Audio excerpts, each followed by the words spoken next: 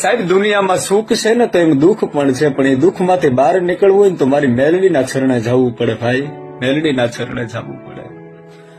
આ મેલડીના આશીર્વાદ છે ને ત્યારે અમારું ગાડું હાલે છે, નકર આ ભિખારીને કોણ ઓળખે સાહેબ, કોણ ઓળખે આ ભિખારીને? સાહેબ મેલડીને આગળ રોજ હવાર પડે ને ત્યાં રોજ માથું ઝુકાવીને કહું છું કે માડી જોજે હો માં, ક્યાંય પાછા ન પડીએ, ધ્યાન રાખજે. તેથી મારી મેલડી કહે છે કે મારા દીકરા જગતના શોકની મેલપતાની ક્યાંય પાછો પડવા દઉં ને તેથી હું મેલડી પાછી પડી હોય એવું માની લેજે દીકરા, તેથી હું મેલડી પાછી પડી કહેવાય, નો પાછા પડવા દે. સાહેબ એકવાર મેલડીના શરણમાં જઈને તો જોઈ લો સાહેબ, એકવાર ખાલી એની ભક્તિ કરીને તો જોવો સાહેબ.